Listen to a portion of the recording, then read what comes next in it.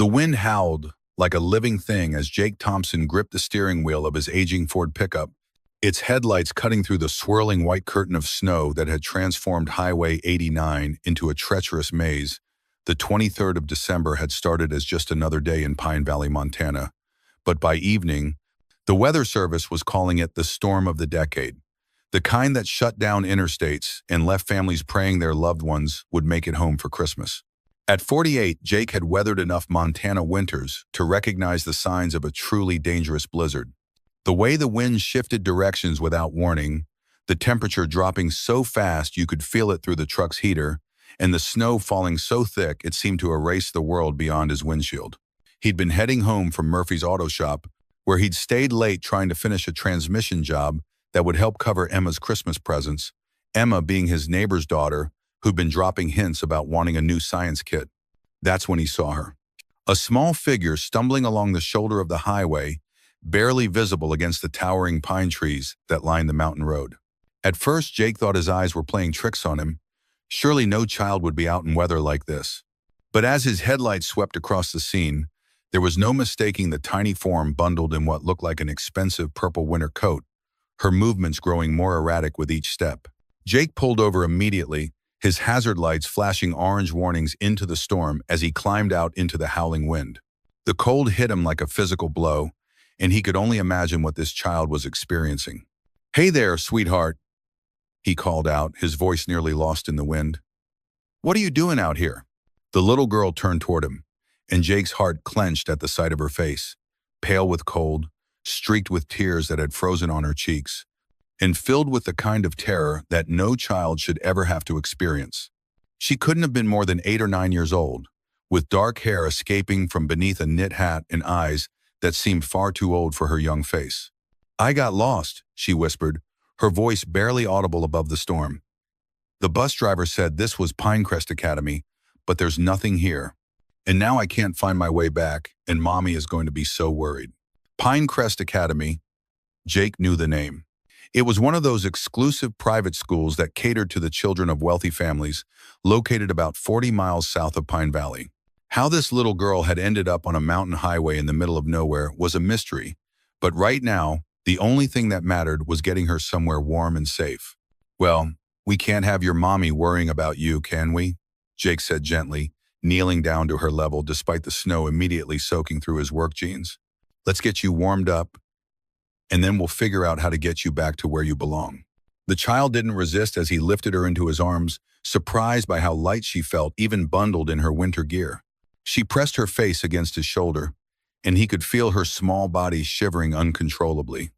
The drive to his house would take 15 minutes on a good day. In this weather, it might take twice that long. "What's your name, honey?" Jake asked as he settled her into the passenger seat and cranked up the heater. "Emma," she said quietly, holding her small hands up to the warming air. "Emma Sterling." The name Sterling rang a bell somewhere in the back of Jake's mind, but his immediate concern was for the child's welfare. He reached behind his seat and pulled out a thermos of coffee and a wool blanket that smelled faintly of motor oil and sawdust from his workshop. "Well, Emma Sterling, I'm Jake Thompson. I've got some hot coffee here, but I think it might be too strong for you. How about we get you to my place where I can make you some hot chocolate and call your parents?" Emma nodded gratefully, accepting the blanket as Jake wrapped it around her shoulders. "Are you sure it's okay? My mommy always says not to go with strangers." "Your mommy is absolutely right about that," Jake said, impressed by the child's caution despite her circumstances. "But sometimes there are exceptions, and being lost in a blizzard is definitely one of them. I have a son about your age, well, a little older, and if he were lost, I'd hope someone kind would help him too." The drive to Jake's house took 25 minutes through roads that were becoming increasingly treacherous. Emma sat quietly beside him, occasionally glancing out at the swirling snow that made the familiar landscape look alien and dangerous. Jake found himself stealing glances at her, noting the quality of her clothing, the expensive winter coat, the designer boots, the way she spoke with an articulate vocabulary that suggested private tutors and elite education. Jake's house sat on a quiet street in Pine Valley's older residential district, a modest 2-story structure he'd bought 12 years ago when his wife Lisa was still alive, and they dreamed of filling it with children. After Lisa's death from cancer 4 years ago, It had become just him and his son Ethan, but Jake had maintained the home's welcoming atmosphere, the kind of place where neighbors felt comfortable stopping by and friends knew they were always welcome. "Ethan!" Jake called out as he helped Emma through the front door, stomping snow off their boots. "We've got a visitor!" 13-year-old Ethan Thompson looked up from the kitchen table, where he'd been working on what appeared to be a complex engineering project involving LEDs, circuit boards, and a miniature wind turbine. His sandy hair fell across wire-rimmed glasses that were perpetually sliding down his nose, and his serious expression immediately shifted to concern when he saw the young girl shivering beside his father. "Dad, what happened?" Ethan asked, immediately getting up to help. "Found this young lady walking along the highway in the storm," Jake explained as he helped Emma out of her wet coat. "Emma, this is my son Ethan." "Ethan, meet Emma." Ethan's natural shyness melted away in the face of someone who clearly needed help. "Hi, Emma. Are you okay? You must be freezing. Let me get you something warm to drink." While Jake built up the fire in the living room fireplace, Ethan busied himself making hot chocolate, carefully measuring cocoa powder and milk with the precision of someone who'd done this many times before. The house's interior reflected the comfortable functionality of their lives. Furniture that was meant to be used rather than admired, bookshelves lined with Ethan's collection of science texts and engineering manuals, and family photographs that showed happier times when Lisa had been alive. Emma settled into Jake's worn leather recliner closest to the fire, her eyes taking in every detail of the room with obvious curiosity. Despite her ordeal, she seemed to be recovering quickly, and Jake was struck by her resilience, the way she'd gone from terrified and lost to quietly observant in just a few minutes. "You built that wind turbine yourself?" Emma asked Ethan, nodding toward his project on the kitchen table. "Yeah," Ethan replied, his face lighting up with enthusiasm. "I'm testing different blade configurations to see which one generates the most power in variable wind conditions. It's for the state science fair, but also because I want to build a bigger one for our house eventually." "That's amazing," Emma said, accepting the mug of hot chocolate Ethan offered her. "I've never met anyone our age who builds actual machines. At my school, most kids just play video games or talk about shopping." Jake settled into his own chair with a cup of coffee, watching the easy interaction between the two children. There was something special about Emma, not just her obvious intelligence, but her genuine curiosity about the world around her. She asked thoughtful questions about Ethan's project, listened carefully to his explanations, and offered observations that showed she was actually processing the information rather than just being polite. "What kind of school do you go to?" Ethan asked, his natural curiosity overcoming his usual shyness around new people. "Pinecrest Academy," Emma replied, making a face. "It's supposed to be really good, but mostly they just teach us how to be proper and well-behaved. We don't get to build things or do real experiments. Everything is just reading about stuff other people discovered." "That sounds boring," Ethan said with characteristic honesty. "Learning should be about figuring things out for yourself, not just memorizing what someone else figured out." Emma nodded enthusiastically. "Exactly. But try explaining that to the headmistress. She thinks children should be seen and not heard, and definitely not touching anything that might be messy or dangerous." Jake found himself thinking about his own educational philosophy, shaped by his years working with his hands and solving practical problems. He'd always encouraged Ethan to learn through experimentation and discovery, to understand how things work by taking them apart and putting them back together. It was clear that Emma had been starved of that kind of hands-on learning experience. "Speaking of your school," Jake said gently, "we should probably call your parents and let them know you're safe. They must be worried sick." Emma's face fell slightly. "My mom's probably in some important meeting and doesn't even know I'm missing yet. She's always in meetings." "And my dad?" She paused, looking down at her hot chocolate. "My dad doesn't live with us anymore. He has his own family now." The simple statement carried a weight of sadness that made Jake's heart ache. He recognized the tone, the careful way children learned to talk about family situations that were complicated and painful. It was a skill he'd hoped Ethan would never have to develop, but one that seemed all too common among the kids he encountered. "Well," Jake said carefully, "I'm sure your mom will want to know you're safe, even if she's busy. Do you know her phone number?" Emma rattled off a number that Jake wrote down on a piece of paper, noting the New York area code. As he dialed, he wondered what kind of work Emma's mother did that required so many meetings and kept her so removed from her daughter's daily life. The phone rang several times before connecting to what sounded like a secretary or assistant. Sterling Industries, this is Margaret speaking. Hi, I'm calling about Emma Sterling. She's been in an accident. Well, not exactly an accident, but she's safe and... One moment, please, Margaret interrupted, and Jake found himself on hold listening to classical music. Sterling Industries. The name hit him like a bolt of lightning. Sophia Sterling. He'd seen her face on the cover of Fortune magazine just last month, photographed in a glass-walled conference room overlooking Manhattan. She was the CEO of one of the largest technology and investment conglomerates in the country, with a personal fortune estimated in the billions. The article had described her as a brilliant businesswoman who'd built her empire through strategic acquisitions and innovative thinking, but it had also mentioned her reputation for being demanding, perfectionist, and utterly focused on success.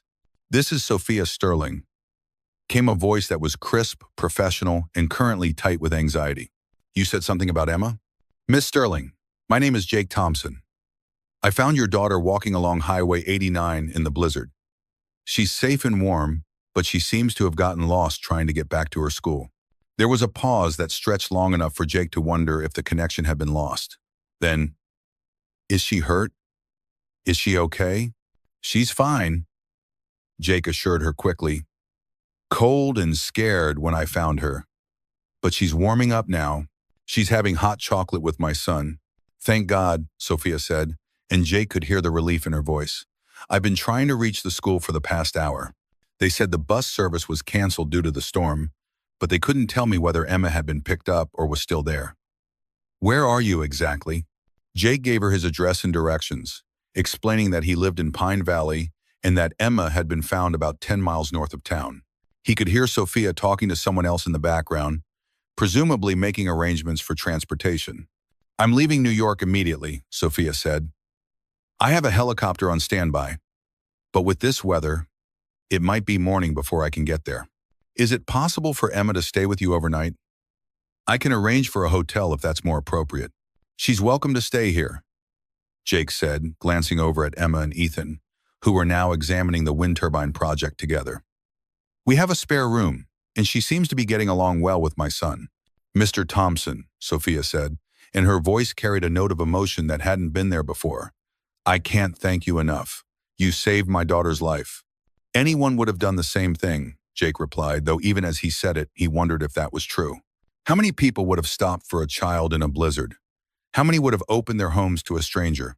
After hanging up, Jake found himself looking at Emma with new eyes. The daughter of one of America's most powerful businesswomen, sitting in his modest living room, completely absorbed in his son's science project. The contrast between her obvious wealth and privilege and the simple contentment she seemed to find in their home was striking. "My mom's coming to get me," Emma announced, though she didn't sound particularly excited about the prospect. "When will she be here?" Ethan asked. "Probably not until tomorrow," Emma said. "She's in New York, and the storm is too bad for flying right now." "Well then," Jake said, "I guess we're having a slumber party. Are you hungry?" "I was about to start dinner."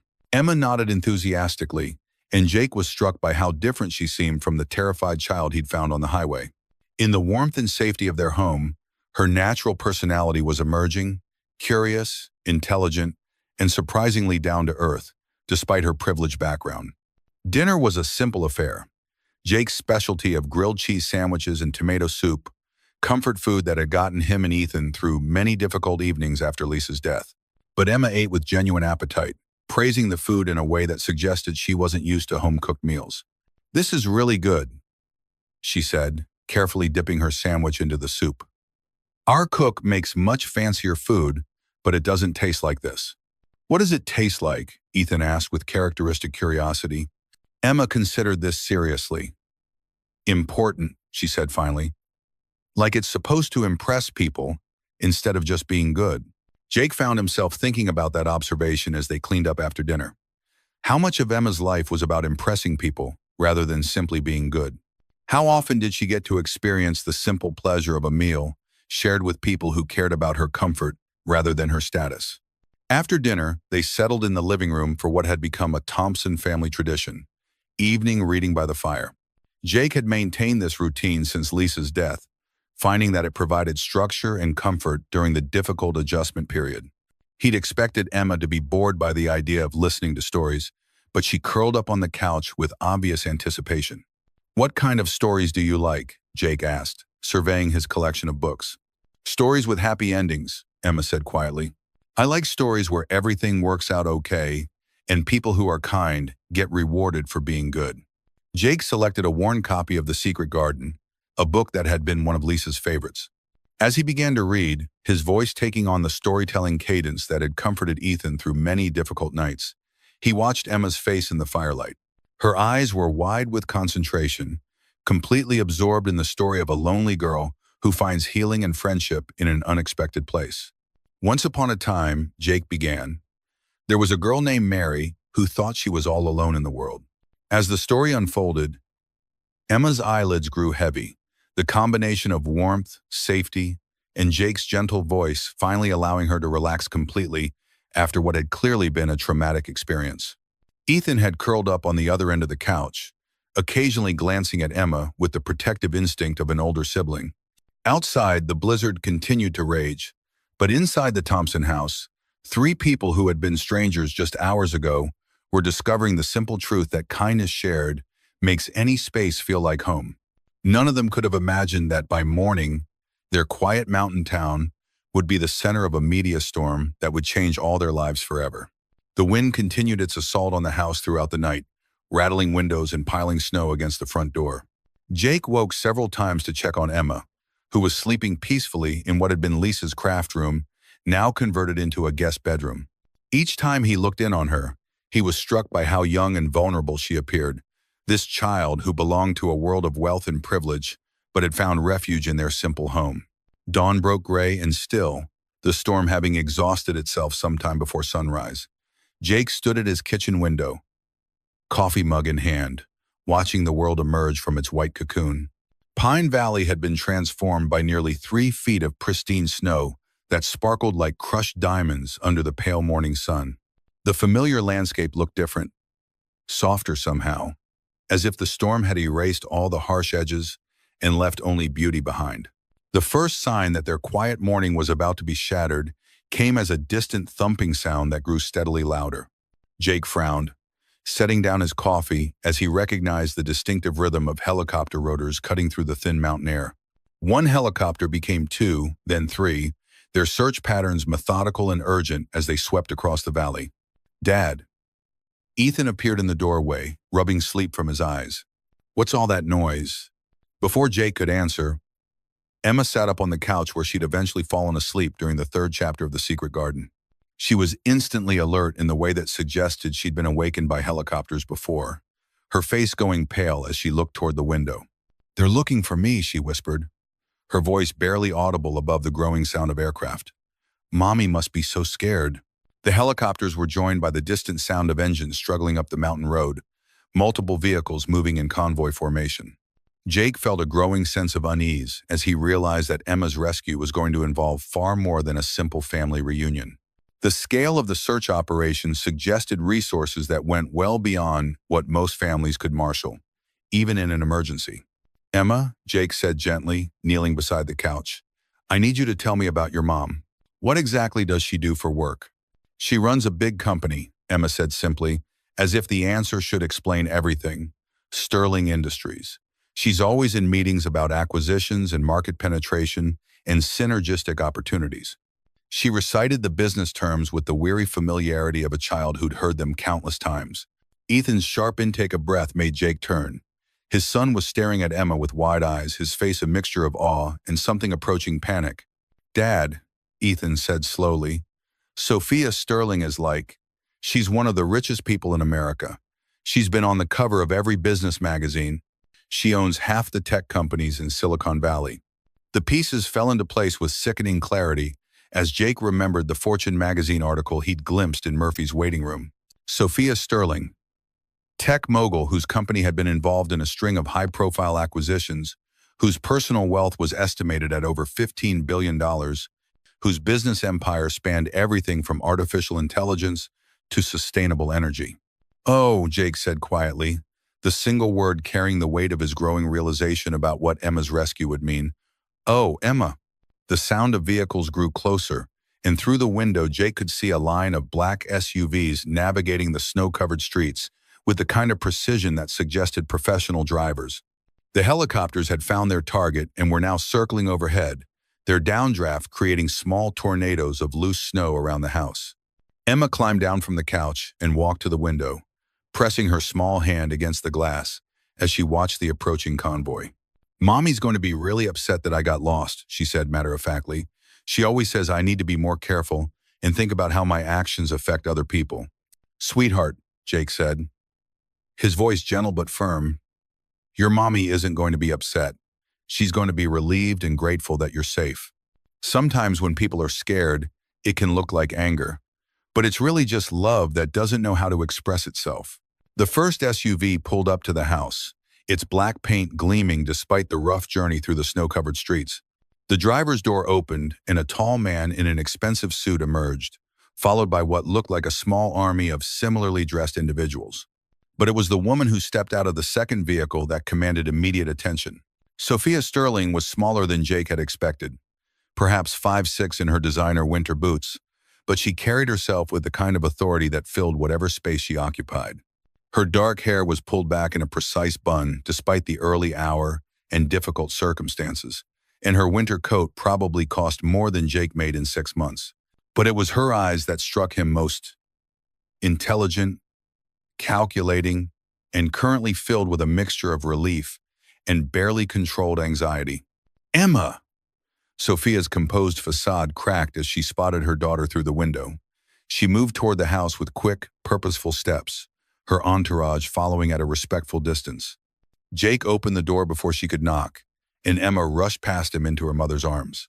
Sophia knelt in the snow, heedless of her expensive clothing, and held her daughter with the fierce protectiveness of a parent who had spent the night imagining the worst possible outcomes. "Oh, baby," Sophia whispered, her voice thick with emotion. "I was so scared when the school called and said you'd gotten off the bus at the wrong stop during the storm." She pulled back to look at Emma's face, her hands checking for any sign of injury. "Are you hurt? Are you okay?" "I'm fine, Mommy," Emma said, her own voice small but steady. "This is Jake and Ethan. They took care of me. Jake read me stories, and Ethan showed me his wind turbine project." Sophia's eyes moved to Jake for the first time, and he felt the full weight of her assessment. He was acutely aware of his appearance. Work clothes that had seen better years, hands that bore the permanent stains of someone who worked with machinery for a living, and 5 days' worth of stubble.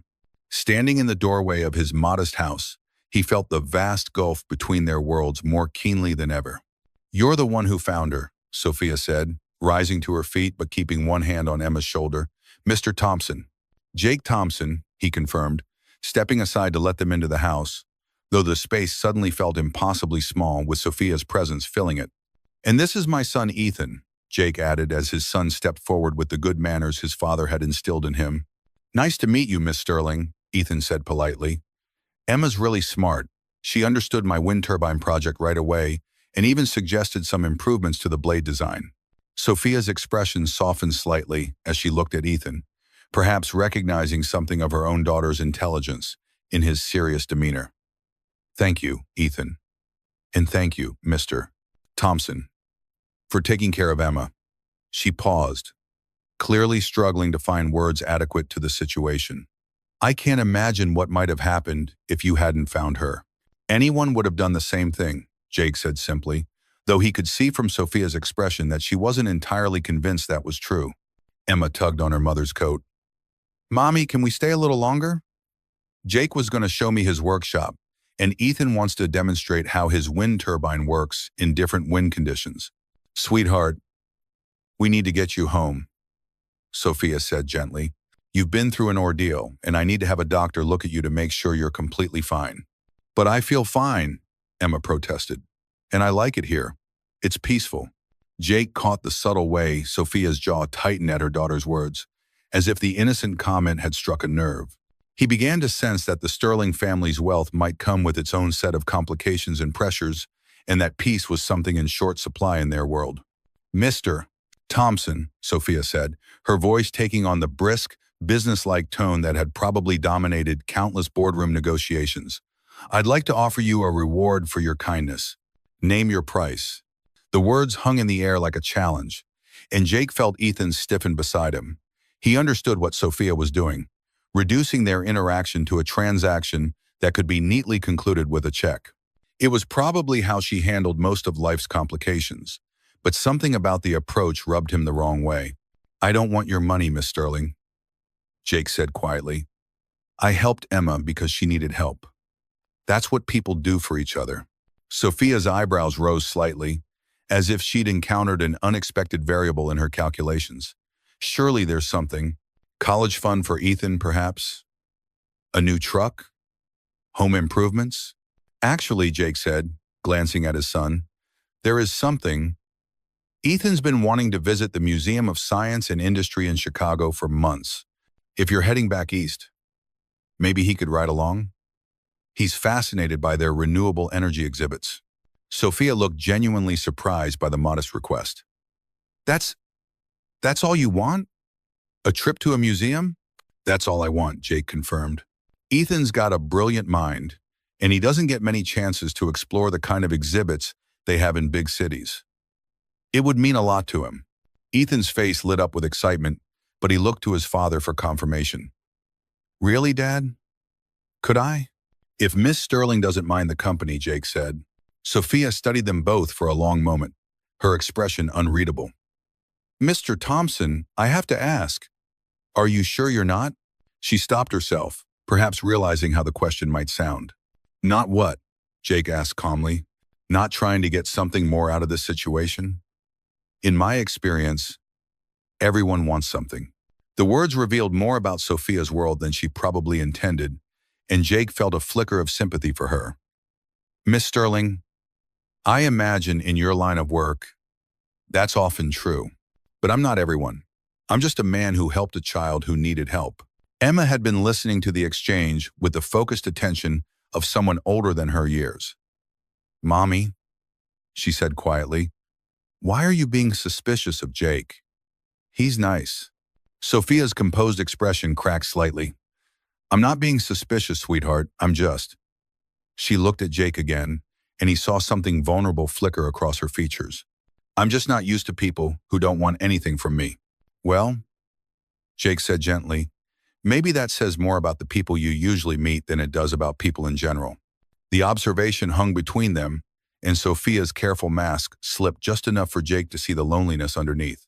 He realized that for all her wealth and success, Sophia Sterling might be more isolated than he'd ever been, even in his darkest moments after Lisa's death. "All right," Sophia said finally. "Ethan can ride with us to Chicago, but I insist on covering any expenses while he's there." "That's very generous," Jake said. "Thank you." As they prepared to leave, Emma clung to the worn copy of The Secret Garden that Jake had been reading from the night before. "Can I keep this? Just to remember?" Jake glanced at Sophia, who nodded almost imperceptibly. "Of course you can, sweetheart. But remember, the real magic isn't in the book. It's in the people who care enough to share the stories." As the convoy prepared to depart, Jake found himself watching Sophia Sterling with new eyes. Beneath the polished exterior and commanding presence, he sensed a woman who had built walls so high and strong that even she had forgotten what it felt like to let someone inside. Emma's innocent observation about the house being peaceful had clearly unsettled her, suggesting that peace was indeed something rare in their wealthy but complicated world. The helicopters lifted off first, their rotors beating a steady rhythm against the mountain air. Sophia paused at the door of her SUV, looking back at the house where her daughter had found safety and kindness from strangers. "Mr. Thompson," she called out, "perhaps you'd like to visit the renewable energy facility we're building in Colorado Springs? I think you might find it interesting." It was an unexpected invitation, and Jake found himself nodding before he'd fully considered the implications. "I'd like that." As the convoy disappeared down the mountain road, Jake stood alone in the snow, realizing that his quiet life in Pine Valley was about to become significantly more complicated. Two worlds had collided in his small house, and the reverberations were just beginning to spread. The morning sun climbed higher, melting the snow on the rooftops and creating small waterfalls that sparkled in the light. Pine Valley looked peaceful and unchanged, but Jake knew that appearances could be deceiving. The arrival of Sophia Sterling and her daughter had introduced possibilities and complications that would ripple through his life in ways he couldn't yet imagine. Inside the house, the lingering scent of Emma's hot chocolate and the impression her small form had left on the couch served as reminders of the night that had changed everything. The worn copy of The Secret Garden was gone, but its message remained.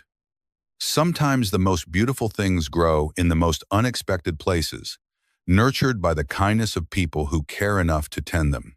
Jake Thompson had saved a child from a blizzard, but he was beginning to suspect that the real storm was just beginning.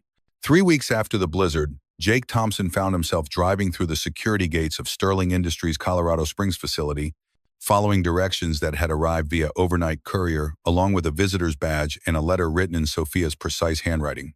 The letter had been brief but warm, thanking him again for caring for Emma and extending a formal invitation to tour the renewable energy project that was, according to the business press, one of the most ambitious sustainable technology initiatives in the country. Ethan had returned from Chicago transformed, bright with excitement as he described the museum exhibits, the conversations he'd had with Sophia during the drive about quantum physics and environmental science, and the way she'd actually listened when he'd explained his theories about wind energy optimization. More importantly, he'd formed what appeared to be a genuine friendship with Emma, who had called twice since their return to discuss science projects and share observations about the world that only two brilliant children could fully appreciate. "Dad, you should have seen it," Ethan had said, his words tumbling over each other in his enthusiasm. "The museum had this whole section on renewable energy integration, and when I told Miss Sterling about the efficiency improvements I'd calculated for traditional wind turbines, she actually took notes. She said most adults don't pay attention to ideas from kids, but that some of the best innovations come from people who haven't been told what's impossible yet." Now, as Jake navigated the curves that led to the facility, he reflected on how much had changed in just 3 weeks. Sophia had been true to her word about the Chicago trip, but she'd also surprised him by calling personally twice, once to check on how Ethan was settling back into his routine, and once to discuss the renewable energy project, with the kind of technical detail that suggested she valued his opinion as more than just polite conversation. The Sterling Industries facility appeared around a bend in the road, sprawling across several hundred acres of what had once been empty Colorado prairie. The scale of the operation was breathtaking. Gleaming solar arrays stretched to the horizon, punctuated by wind turbines that turned lazily in the mountain breeze. But what impressed Jake most was how seamlessly the technology had been integrated with the natural landscape, creating something that looked almost organic rather than imposed. Sophia was waiting for him at the main building, a structure that managed to look both futuristic and environmentally harmonious. She traded her corporate attire for practical work clothes, khaki pants, sturdy boots, and a fleece jacket that still somehow managed to look designer-made.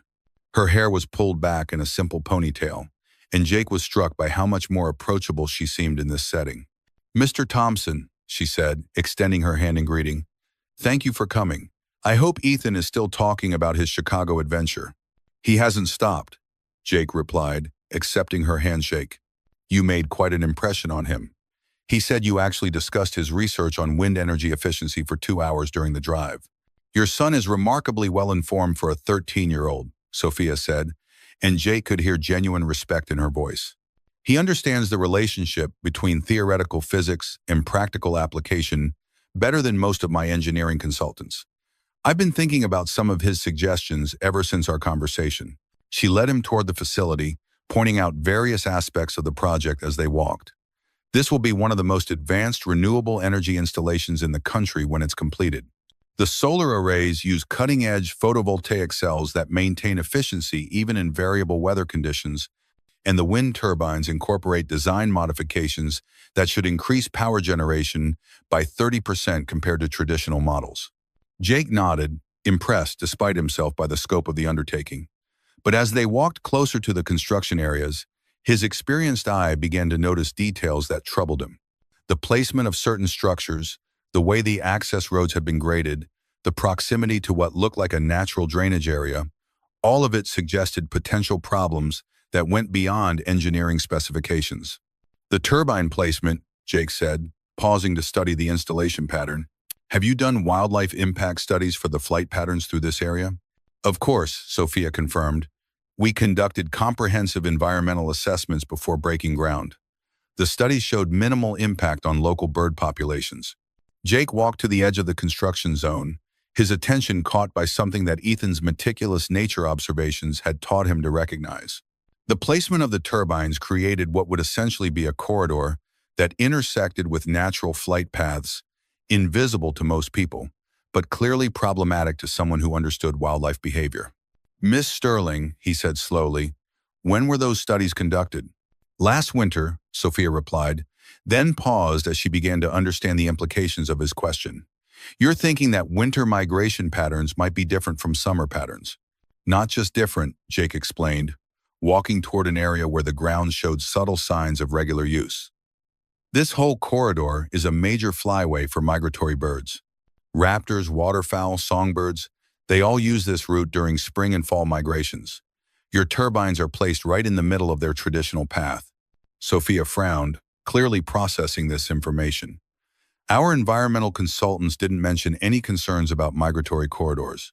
"When did they conduct their field observations?" Jake asked, though he suspected he already knew the answer. "December through February," Sophia confirmed, and Jake could see understanding beginning to dawn in her expression. "The birds would have been in their southern ranges by then," Jake explained. "They won't start coming back through here until late March, and the peak migration won't happen until May. Your consultants were looking at the wrong time of year." Sophia was quiet for a long moment, her gaze moving across the construction site with new eyes. "What would happen if we proceeded with the current configuration? Best case scenario, you'd have significantly higher bird mortality than your environmental impact projections predicted," Jake said matter-of-factly. "Worst case, you'd face federal wildlife protection violations and possible shutdown orders during migration seasons." "Could the design be modified?" Sophia asked, and Jake was surprised by the genuine concern in her voice. "Probably," he said, "but it would require relocating about a third of the turbines and redesigning the access road system. It wouldn't be cheap." Sophia pulled out her phone and began scrolling through contacts. "I need to speak with my project manager and the environmental team immediately. This is exactly the kind of problem that costs exponentially more to fix after construction than it does to address during planning." As she made her calls, Jake found himself studying Sophia with new interest. He'd expected her to dismiss his concerns or to calculate the cost of addressing them against the potential for negative publicity. Instead, she seemed genuinely troubled by the possibility that her project might harm local wildlife populations. "Mr. Thompson," Sophia said, ending her calls and turning back to him, "I'd like to hire you as a consultant on this project. Your local knowledge could help us identify other potential issues before they become expensive problems." Jake blinked in surprise. "Miss Sterling, I'm not a trained environmental scientist. I'm just someone who pays attention to the woods and the animals that live in them." "Sometimes that's more valuable than formal training," Sophia replied. "Ethan's observations, your insights, they represent the kind of long-term, detailed knowledge that you can't get from brief consulting engagements. You understand this place in a way that outsiders can't." "I already have a job," Jake pointed out. "Murphy's auto shop depends on me, especially during peak season." "I understand that," Sophia said. "This wouldn't be full-time work. More like periodic consultations, reviewing plans, walking sites to identify potential issues, providing guidance on local conditions. The compensation would be significant enough to supplement your income substantially." Jake found himself considering the offer more seriously than he'd initially intended. The additional income would make a real difference for Ethan's future, college funds, better equipment for his scientific interests, perhaps even some financial security that had been absent from their lives since Lisa's death. "What exactly would you expect from me?" he asked. "Exactly what you just did," Sophia said simply. "Look at our plans with the eyes of someone who knows this land intimately. Help us build something that works with the natural environment instead of against it." As they walked back toward the main building, Jake noticed a worn notebook tucked under Sophia's arm. It was Ethan's handmade field journal, filled with careful observations of local wildlife patterns and seasonal changes. The sight of his son's meticulous work being treated with such respect by one of the country's most powerful businesswomen was both touching and surprising. "Ethan's work is quite remarkable," Sophia said, noticing his glance. "His documentation of seasonal behavior patterns is more detailed than anything in our official environmental studies. Where did he learn to observe and record data so systematically? Trial and error, mostly, Jake replied, and a lot of patience. I taught him that if you're going to do something, you might as well do it right. It shows, Sophia said. His methodology is better than what I see from many professional researchers. He has a natural scientist's mind. They paused at Sophia's rental car, a sleek sedan that looked slightly out of place in the industrial setting. I meant what I said about the consulting work, she said. Think about it. I believe we could help each other. You'd bring knowledge we need, and the compensation would provide opportunities for Ethan that might otherwise be out of reach. Jake nodded slowly. I'll consider it. But I need to be clear about something. If I do this, I won't compromise my principles for your profits. If I see something that could harm the environment or the wildlife, I'll speak up, even if it costs you money. Sophia smiled, and for the first time since he'd met her, the expression seemed completely genuine. Mr. Thompson, I wouldn't expect anything less. In fact, that's exactly why I want you on this project. As Jake drove back toward Pine Valley, he found himself thinking about the conversation in ways that went beyond the immediate offer of work. Sophia Sterling had surprised him, not just with her willingness to consider expensive modifications based on his observations, but with her genuine respect for knowledge that came from experience rather than formal education. The way she treated Ethan's field journal as a valuable resource rather than a child's hobby suggested a depth of character that the business magazines had never captured. For the first time since he'd met the tech mogul, Jake began to think that their collision of worlds might produce something beneficial rather than destructive. But as he navigated the familiar curves of the mountain road, he also felt a nagging uncertainty about what accepting Sophia's offer might mean for the quiet life he and Ethan had built in Pine Valley. Some changes, no matter how well-intentioned, had consequences that reached far beyond their immediate effects. 2 weeks later, Jake found himself wearing his cleanest work shirt and newest jeans as he prepared for another consultation at the Sterling Industries facility. What had begun as a single review of environmental concerns had evolved into regular meetings as Sophia's team discovered the depth of knowledge that Jake and Ethan brought to the project. The consulting fees were more generous than Jake had expected, providing a financial cushion that allowed him to think about Ethan's future with less anxiety than he'd felt in years. More importantly, Sophia had surprised him by requesting that Ethan be included in the consultations, recognizing that the boy's systematic observations contained insights that professional studies had missed. Now, as they drove toward Colorado Springs for their third site visit, Ethan sat beside him with his field journal expanded into a proper research binder, complete with detailed maps, seasonal calendars, and photographs that documented wildlife patterns with scientific precision. Dad, Ethan said, adjusting his glasses as he reviewed his latest notes, I've been thinking about Miss Sterling's turbine placement issue.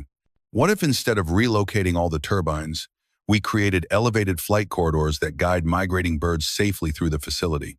Jake glanced at his son with pride. That's exactly the kind of thinking that makes the difference between a good solution and a great one. Have you sketched out how that might work? Ethan flipped to a page covered with careful diagrams. I researched bird behavior patterns at the library. If we install specialized perching structures at specific intervals, we can create preferred flight paths that avoid the turbine zones entirely.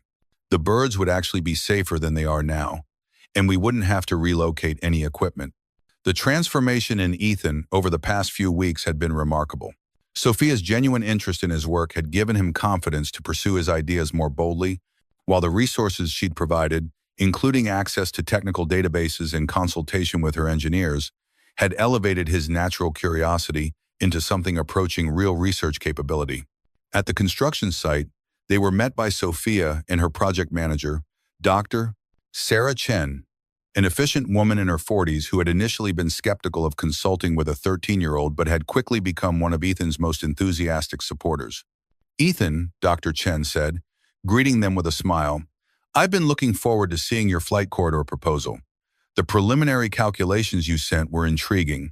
Sophia was dressed in her now familiar work attire, but Jake noticed that she'd traded her expensive boots for practical hiking shoes and had acquired a canvas jacket that showed signs of actual use. The gradual evolution of her appearance reflected something deeper, a growing comfort with the hands-on aspects of the project that went beyond boardroom presentations and financial projections. Before we discuss the technical modifications, Sophia said, I wanted to show you something. She led them to a trailer that served as the on-site office, where the walls were covered with detailed maps and planning documents.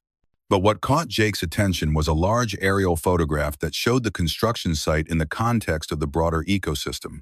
I had our survey team create this comprehensive overview, Sophia explained. It shows not just our project footprint, but the wildlife corridors, water sources, and seasonal habitat areas that Ethan identified. We're redesigning the entire site layout to work with these natural patterns instead of against them. The photograph was marked with colored overlays that showed migratory routes, nesting areas, and the complex network of natural systems that supported the region's wildlife. Ethan's careful observations had been translated into a professional planning document that would guide millions of dollars in construction decisions. "This is incredible," Ethan said softly, studying the detailed mapping of the ecosystem he'd spent years observing. "You can actually see how everything connects." "That's exactly the point," Sophia said. "Your documentation helped us understand that we weren't just building an empty space. We were inserting ourselves into a complex, functioning ecosystem." The question became how to do that responsibly. Dr. Chen spread additional drawings across the table, showing revised construction plans that incorporated Ethan's suggestions and Jake's practical insights. "The flight corridor system Ethan proposed will actually be more effective than our original mitigation strategies," she explained. "And by working with natural patterns instead of against them, we've reduced both our environmental impact and our construction costs." Jake studied the revised plans with growing amazement. "You've essentially redesigned the entire project." "We've improved it," Sophia corrected. "The new design is better in every measurable way, more efficient, more sustainable, and more cost-effective in the long run." Ethan's observations didn't just help us avoid problems, they helped us find better solutions. As they toured the revised construction site, Jake began to understand something important about Sophia Sterling that went beyond her reputation as a ruthless businesswoman. She was genuinely curious about the world around her, and when presented with information that challenged her assumptions, she was willing to change course even when it required significant additional investment. "Miss Sterling," Ethan said as they paused near the area where the flight corridors would be installed, "can I ask you something?" "Of course. Why did you decide to build this facility here? I mean, there are lots of places that would be easier to develop." Sophia was quiet for a moment, her gaze moving across the prairie that stretched toward the distant mountains. "Honestly, initially, it was about cost and efficiency. This location offered optimal wind and solar resources, access to transmission lines, and favorable land prices. But spending time here, working on this project," she paused, choosing her words carefully, "I'm beginning to think there are other considerations that matter just as much."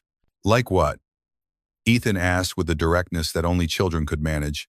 "Like whether what we're building actually improves the world," Sophia said simply. "I've spent most of my career focused on metrics, profits, market share, technological advancement. But your research has made me think about different kinds of success. What good is the most efficient renewable energy facility in the world if it destroys something irreplaceable in the process?" Jake found himself studying Sophia with new understanding.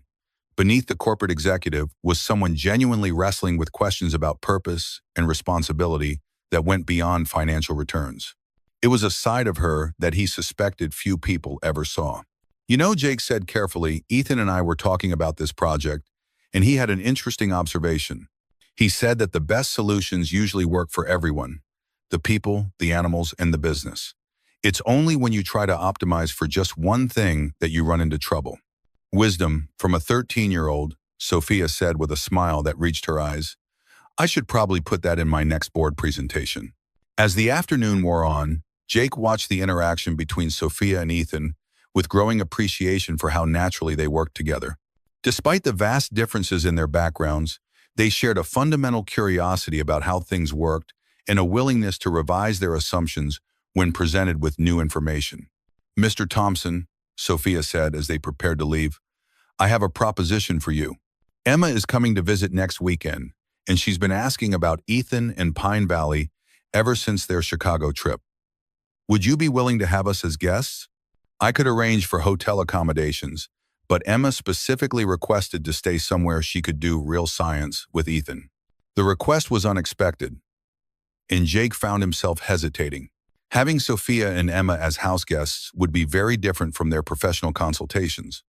It would mean opening his personal life to someone whose world operated by rules he didn't fully understand.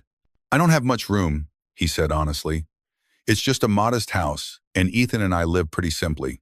"Emma mentioned that," Sophia said. "She said that's what she liked about it. She's been staying in hotels and corporate apartments most of her life. I think she'd find your house refreshingly real." Ethan looked at his father with obvious hope. "Emma's really smart, Dad, and she asks good questions about everything. I think she'd like to see the ecosystem mapping I've been working on." Jake realized that his son had found in Emma something he'd rarely experienced, a peer who shared his intellectual curiosity and didn't find his interests strange or boring. For a boy who often felt isolated by his love of learning, Emma's friendship represented something precious. "All right," Jake said finally, "but you should know that we don't have cable television. The internet connection is unreliable, and dinner usually involves whatever I can make from scratch." "That sounds perfect," Sophia said, and Jake was surprised to realize she meant it. "Emma and I both need more reality in our lives." As they drove back toward Pine Valley, Ethan was unusually quiet, his attention focused on the landscape passing outside his window. Finally, he spoke. "Dad, do you think Miss Sterling is lonely?" The question caught Jake off guard with its insight. "What makes you ask that?" "She asks a lot of questions about what it's like to live in Pine Valley, about our routines and how we spend time together. And when Emma talks about staying with us, Miss Fime.R, Sterling gets this look on her face like she's remembering something she lost." Jake considered his son's observation as they navigated the familiar curves of the mountain road. Sophia Sterling had built an empire and accumulated wealth beyond most people's imagination, but Ethan had identified something that money couldn't buy: the simple contentment that came from belonging somewhere and being connected to people who knew and cared about you. "I think you might be right," Jake said finally. "Sometimes success in one area of life comes at the cost of other things that are just as important." "Like family time?" Ethan asked. "Like family time," Jake agreed. "And like having a place where you can just be yourself without worrying about what other people expect from you." As they pulled into their driveway, Jake found himself looking at his modest house with new eyes. It wasn't much by conventional standards. No luxury amenities, no impressive architecture, no statement about wealth or status. But it was home in the deepest sense of the word, a place where love and acceptance mattered more than achievement or acquisition. The weekend visit would be a test of whether the growing connection between their families could survive the intimacy of shared domestic space. For the first time since Lisa's death, Jake found himself both nervous and excited about opening his home to someone new. The weekend arrived with the kind of crisp April weather that made Colorado look like a postcard. Clear skies, brilliant sunshine, and snow-capped peaks that sparkled in the distance. Jake had spent the better part of Friday evening preparing his house for guests, a process that involved more soul-searching than actual cleaning. How do you make a modest home feel welcoming to people accustomed to luxury without trying to be something you're not? Sophia and Emma arrived Saturday morning in a rental SUV that looked more practical than her usual corporate vehicles. Emma burst through the front door with the enthusiasm of someone returning to a beloved retreat, immediately seeking out Ethan to share news of her latest adventures and scientific observations. Sophia followed more slowly, carrying a simple overnight bag and wearing jeans that actually looked like they'd been worn before. "Thank you for having us," she said, accepting the cup of coffee Jake offered. "Emma has been counting the days since you agreed to this visit." Through the kitchen window, they could see Emma and Ethan already deep in conversation near Jake's workshop, Emma examining something Ethan was showing her with the intensity of a serious scientist. The easy camaraderie between the children was remarkable, considering how different their backgrounds were. "She's good for him," Jake observed. "Ethan doesn't often meet kids who are interested in the same things he is." "The feeling is mutual," Sophia said. "Emma's tutors are excellent, but they can't provide what Ethan offers: genuine enthusiasm for learning without any agenda beyond curiosity." As the morning progressed, Jake found himself seeing his home through Sophia's eyes. She noticed details that he'd long taken for granted: the way the morning light fell across the handmade kitchen table, the collection of Ethan's nature sketches pinned to the refrigerator, the comfortable disorder of a space where people actually lived rather than simply displayed their possessions. "You built most of this yourself?" Sophia asked, running her hand along the smooth surface of a bookshelf that Jake had crafted from local pine. "Over the years," Jake confirmed. Started as a way to save money, but it became something more. There's satisfaction in creating something useful with your own hands. Sophia picked up a framed photograph from the shelf. Jake, Ethan, and Lisa at Ethan's 8th birthday party. All of them laughing at something outside the camera's range. The image captured a moment of pure joy, the kind of candid happiness that professional photographers struggled to recreate. Lisa was beautiful, Sophia said softly, studying the photograph. Ethan has her eyes. She was. Jake agreed, accepting the photo back and replacing it carefully on the shelf. She died in a car accident 4 years ago. Black ice on the mountain road. One of those things that happens too fast to prevent. I'm sorry, Sophia said, and Jake could hear genuine sympathy in her voice. It must have been devastating. It was, Jake said simply. For a while, I wasn't sure how Ethan and I were going to manage. But we figured it out day by day.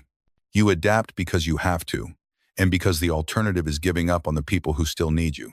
Sophia was quiet for a moment, her gaze moving to the children outside who were now building what looked like a complex structure from fallen branches. I admire that. When my marriage ended, I threw myself into work. It was easier than dealing with the emotional mess of divorce and trying to explain to Emma why her father had decided we weren't worth his time anymore. The admission surprised Jake with its honesty. That must have been difficult for both of you. Emma handled it better than I did, honestly, Sophia said with a rueful smile. Children are remarkably resilient when adults don't burden them with their own anxiety. I, on the other hand, decided that professional success could substitute for personal happiness. It took finding Emma lost in a blizzard to realize how wrong I was. They were interrupted by the children bursting through the door, Ethan carrying his field notebook, and Emma clutching what appeared to be several interesting rocks. Dad, we found something amazing, Ethan announced, his face flushed with excitement. Show him, Emma. Emma carefully unwrapped one of the rocks, revealing what looked like a fossil embedded in the stone. Ethan says it might be from when this whole area was underwater millions of years ago. Is that really possible? Jake examined the fossil with appropriate seriousness, though he was more interested in watching Sophia's reaction to her daughter's enthusiasm. The corporate executive had been replaced by a mother who was genuinely delighted by her child's discovery. Absolutely possible, Jake confirmed. The whole Rocky Mountain region was covered by ancient seas at various times. You might have found evidence of creatures that lived here long before any of us. Could we research it? Emma asked, looking between Ethan and her mother. Ethan has books about geology, and maybe we could find out exactly what kind of creature this was. That sounds like an excellent project, Sophia said. We could probably arrange for a paleontologist from the university to examine it properly. The rest of the morning was spent in the kind of comfortable domestic routine that Jake hadn't shared with anyone outside his immediate family since Lisa's death. Sophia helped prepare lunch while the children worked on their fossil research, and gradually the initial awkwardness of having house guests evolved into something that felt surprisingly natural. You know, Sophia said as they assembled sandwiches together, I haven't cooked a meal from scratch in months. Everything in my life has become so streamlined and efficient that I'd forgotten how satisfying simple tasks can be. Lisa used to say that the best conversations happen in kitchens, Jake replied, handing her a jar to open. Something about working with your hands while you talk that makes it easier to be honest. She sounds like she was wise, Sophia said. She was. She was also stubborn, opinionated, and completely convinced that she could improve everyone around her through sheer force of will. Jake smiled at the memory. Ethan gets his determination from her. Sophia glanced toward the living room, where Ethan was patiently explaining geological time periods to Emma using a timeline he'd drawn on notebook paper. He's remarkable. The way he thinks about problems, his attention to detail, he has the mind of a real scientist. He does, Jake agreed, but he also has something that's harder to teach, genuine curiosity about the world and kindness toward the creatures that share it with us. Lisa always said those qualities were more important than intelligence alone. As they sat down to lunch, Jake found himself studying the scene with a mixture of contentment and bewilderment. 3 weeks ago, Sophia Sterling had been a name in business magazines and a distant figure representing a world he barely understood. Now she was sitting at his kitchen table, listening with genuine interest, as Ethan explained his theories about local geological formations, while Emma contributed observations that showed she'd inherited her mother's sharp mind. Mom, Emma said during a pause in Ethan's lecture, could we stay another night? Ethan promised to show me the owl nesting area tomorrow morning. Sophia looked at Jake questioningly. If it's not an imposition, it's not, Jake said, though he felt a flutter of nervousness about extending their time together. The weekend visit was going well, but another day would deepen the intimacy of their shared space in ways that might complicate their professional relationship. Actually, Sophia said, I have a confession to make. I was hoping you'd invite us to stay longer. Emma's been happier this weekend than I've seen her in months. She paused, seeming to search for the right words. I've forgotten what it feels like to be part of a family routine that isn't scheduled and managed by assistants. The admission hung in the air between them, more revealing than anything Sophia had shared about her business empire or financial success. Jake realized that for all her achievements, Sophia Sterling was fundamentally lonely, isolated by wealth and responsibility from the simple human connections that gave life meaning. Then you should stay, he said simply. Ethan loves having someone to share his interests with, and Emma asks the kind of questions that make him think harder about what he knows. As the afternoon wore on, the four of them settled into the kind of easy companionship that usually took months to develop. Sophia read while Jake worked on a piece of furniture in his workshop, the children's voices providing a soundtrack of discovery and shared excitement as they explored the woods around the house. When evening came, they gathered around the fireplace as they had during Emma's first visit. But this time the storytelling was shared. Ethan read from his nature journal, describing the behavioral patterns he'd observed in various animals. Emma contributed her own observations from city life, the habits of pigeons in downtown Denver, the way office building lights affected bird migration patterns, the small urban ecosystems that most people overlooked. Sophia found herself contributing stories from her travels. Not the usual business anecdotes about negotiations and acquisitions, but personal observations about different places and cultures that revealed a curiosity about the world that went beyond profit margins. You know, Jake said as the fire began to die down, I think Lisa would have liked both of you. She always said the best people were the ones who noticed things that others missed and cared about things that others overlooked. It was the highest compliment he could offer, and from Sophia's expression, she understood its significance. As they prepared for bed, Jake reflected on how much had changed in just 2 days. The house felt more alive with 4 people in it, filled with the kind of warm chaos that came from different personalities finding ways to complement each other. But as he lay in bed listening to the familiar sounds of the mountain night, Jake also felt a growing awareness that this weekend represented a crossroads. The comfortable companionship they discovered couldn't be easily categorized or controlled.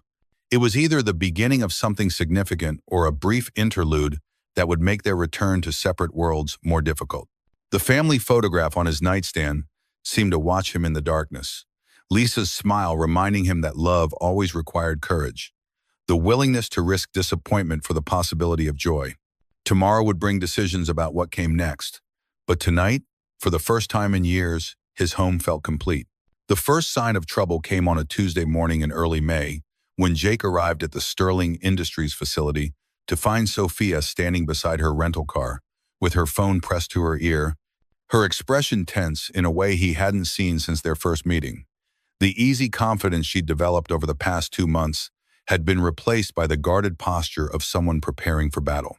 I understand your concerns, Marcus, she was saying into the phone, her voice carrying the crisp authority of a corporate executive, but the project is proceeding exactly as planned, and the environmental modifications have actually improved our efficiency metrics.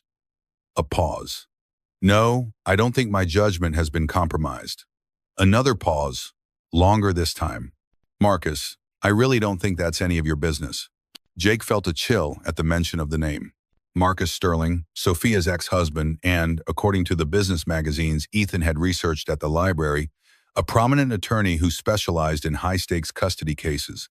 The conversation continued for several more minutes, Sophia's responses becoming increasingly clipped and defensive. Everything, all right? Jake asked when she finally ended the call. Sophia's smile was strained. Nothing I can't handle. Marcus is concerned about some recent media coverage of the project. Apparently, there have been some articles speculating about my extended stay in Colorado. What kind of speculation? Jake asked, though he had a sinking feeling he already knew. Before Sophia could answer, Ethan came running from the construction trailer where he'd been reviewing engineering drawings with Dr. Chen, his usual enthusiasm replaced by obvious distress. "Dad," he said breathlessly, "there are people with cameras at the bottom of the access road. They were asking questions about you and Miss Sterling." Sophia closed her eyes briefly, and when she opened them, Jake saw something that looked like resignation mixed with determination. "I was hoping we'd have more time before this happened." "Before what happened?" Jake asked, though the pieces were already falling into place in his mind. "Before my personal life became a public spectacle," Sophia said quietly, "Marcus has always been very good at using media attention to his advantage. If he's concerned about my parenting choices, he won't hesitate to make it a public issue." The implications hit Jake like a physical blow. Their developing relationship, which had felt so natural and right in the privacy of his home and their professional consultations, was about to be scrutinized by strangers who would reduce it to headlines and speculation. More importantly, Emma would be caught in the middle of whatever media storm Marcus was orchestrating. "Miss Sterling, Doctor." Chen approached them with obvious reluctance, carrying what looked like a manila envelope. "This was just delivered by courier. The messenger said it required your immediate attention." Sophia accepted the envelope, her hands steady despite the tension in her face. As she read the contents, her expression grew increasingly grim. "What is it?" Jake asked. "Custody modification papers," Sophia said flatly. "Marcus is petitioning for primary custody of Emma, citing my recent erratic behavior and questionable judgment in associating with unsuitable individuals." She looked up from the documents, her eyes blazing with anger. "He's using our relationship as evidence that I'm an unfit mother." The words hung in the air like a physical presence, transforming what had been a place of collaboration and growing intimacy into a battlefield where their personal happiness was being weaponized against Sophia's relationship with her daughter. "There's more," Sophia continued, scanning the legal documents. "He's requesting immediate temporary custody pending a full hearing, claiming that Emma is at risk due to my emotional instability and poor decision-making." Ethan looked between the adults, his young face reflecting the growing understanding that the safe world they'd built together was under attack. "What does that mean for Emma?" "It means," Sophia said carefully, "that her father is trying to take her away from me because he disapproves of the choices I've made." Jake felt a surge of protective anger, not just for Sophia, but for Emma, who would be devastated to lose the sense of family she'd found in their small mountain community. "Can he do that? Just because we're what?" Sophia asked, and Jake could hear the pain beneath her controlled tone. "Because I've found happiness with someone he considers beneath my social status," Sophia said, her voice hollow. "Because I've discovered that there are things more important than corporate success and financial accumulation." The sound of vehicles approaching interrupted their conversation. Through the trees, Jake could see a convoy of black SUVs making their way up the access road, followed by what looked like news vans and cars carrying photographers with long-lens cameras. "He's here," Sophia said, her voice hollow. "Marcus doesn't waste time when he senses an advantage." The first SUV pulled up to the construction site, and Marcus Sterling emerged with the kind of presence that commanded immediate attention.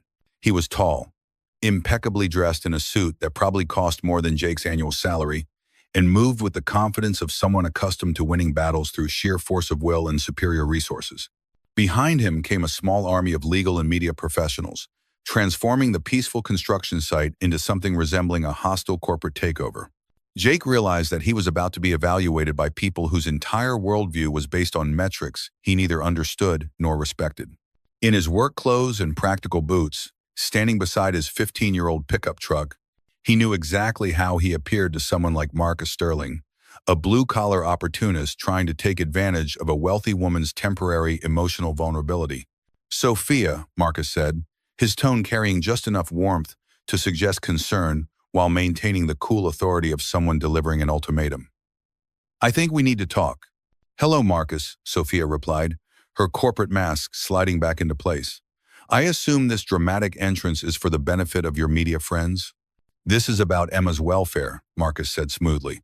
"I'm concerned about the environment you're exposing her to and the example you're setting with your—" His gaze moved to Jake with obvious disdain. "Recent lifestyle choices." Jake felt the weight of Marcus's assessment like a physical blow. The implication was clear. that his relationship with Sophia was fundamentally transactional, based on financial opportunity rather than genuine connection. It was exactly the kind of narrative that would play well in tabloid coverage and custody hearings. Marcus, Sophia said sharply, Jake's professional qualifications speak for themselves. His environmental expertise has improved every aspect of this project. I'm sure it has, Marcus replied with a smile that didn't reach his eyes. But we're not here to discuss environmental consulting. We're here to discuss Emma's welfare and your fitness as a parent. Ethan stepped closer to his father, and Jake put a protective hand on his son's shoulder. The boy had become a target simply by association, his quiet intelligence and serious demeanor no match for the machinery of legal and media manipulation that Marcus had brought to bear. Where is Emma now? Marcus asked Sophia, his tone sharpening. I assume she's not with you during these working meetings? She's in school, Sophia replied carefully. Her regular private school in Denver. Good, Marcus said, because I've obtained a temporary restraining order preventing you from removing her from the state pending our custody hearing. I'm also requesting supervised visitation only, given your recent emotional instability. The legal papers he handed to Sophia seemed to drain the color from her face. Jake realized that Marcus had orchestrated this confrontation with surgical precision, using Sophia's happiness against her and transforming their developing relationship into evidence of parental unfitness. You bastard, Sophia said quietly, her composure finally cracking. You've barely seen Emma 6 times in the past year, and now you want to play the concerned father? I want to protect my daughter from the consequences of her mother's midlife crisis, Marcus replied smoothly. Courts tend to look unfavorably on parents who prioritize their romantic interests over their children's stability. The photographers were capturing every moment of the confrontation, their long lenses turning private pain into public entertainment. Jake realized that regardless of the legal outcome, their relationship had already been transformed into something tawdry and scandalous in the eyes of people who would never understand what they'd actually built together. Sophia, Jake said quietly, maybe I should go. No, she said firmly, though he could see the conflict in her eyes. Don't let him drive you away. But even as she spoke, Jake could see the impossible position Marcus had created. Every moment Sophia spent defending their relationship was being used as evidence against her fitness as a mother. Every gesture of affection or support between them would be twisted into proof that she cared more about her personal happiness than her daughter's welfare. The cruelest part was that Emma herself would be caught in the middle, forced to choose between the mother she loved and the father who was positioning himself as her protector. The simple joy she'd found in their makeshift family would become a weapon in her parents' custody battle. As the media circus continued to grow around them, with reporters shouting questions and cameras capturing every angle of their distress, Jake realized that Marcus Sterling had achieved something remarkable. He'd turned their greatest strength into their greatest vulnerability. The love and connection that had brought their families together was now being used to tear them apart. 3 days later, the story had exploded across national media. Billionaire's mountain romance screamed the headlines, while tabloid magazines ran side-by-side photos of Sophia in corporate boardrooms and Jake in his work clothes, the visual contrast telling the story Marcus wanted the world to see. Jake and Ethan had become virtual prisoners in their own home, unable to leave without being followed by reporters eager for any detail about the mechanic who had captured a billionaire's heart. The romantic narrative the media had constructed bore no resemblance to the quiet, careful relationship that had actually developed between them. Dad, Ethan said on Thursday morning, looking up from his science journal where he'd been documenting the disruption to local wildlife caused by the media presence, do you think Miss Sterling will come back?